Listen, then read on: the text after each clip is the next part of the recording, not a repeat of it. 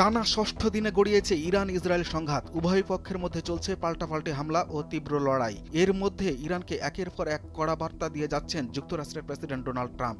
সবশেষ ইরানকে নিঃশর্ত আত্মসমর্পণের প্রস্তাব দিয়েছেন তিনি। তবে সেই প্রস্তাব নাকচ করে দিয়েছেন ইরানের সর্বোচ্চ ধর্মীয় নেতা আয়াতুল্লাহ আলী খামেনি। তিনি সাফ জানিয়ে দিয়েছেন ইরান আত্মসমর্পণ করবে না। যুক্তরাষ্ট্র হামলা করলে চরম মূল্য দিতে হবে।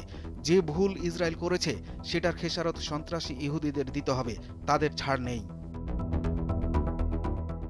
জাতির উদ্দেশ্যে দেয়া ভাষণে খামেনি বলেন, মার্কিনিরা চোখ কান খুলে শুনে রাখুন, ইরান কারো কাছে মাথা নত করবে না। ইরানিরা কখনো আত্মসমর্পণ করে না।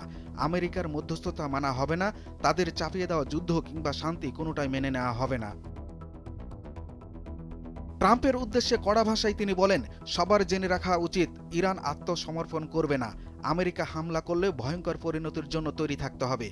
যারা ইরানের ইতিহাস জানে তাদের এটাও জানা উচিত, ইরানিরা হুমকিকে ভালোভাবে নেই না। আমেরিকা আমাদের বিরুদ্ধে সামরিক অভিযান শুরু করলে পাল্টা প্রতিক্রিয়া জানাবো আমরাও। এতে অপূরণীয় ক্ষয়ক্ষতি হবে।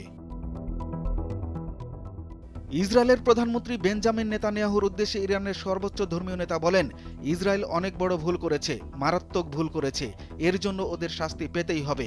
আমরা কোনো ইহুদিবাদীদের প্রতি দয়া দেখাবো না। সন্ত্রাসী ইহুদিবাদী শাসন ব্যবস্থার বিরুদ্ধে কঠোর জবাব দেব আমরা।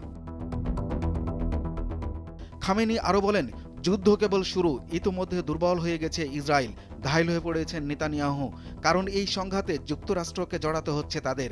এখন ইসরায়েল মহাবিপদে আছে। মার্কিন সহায়তা ছাড়া তাদের উপায় নেই।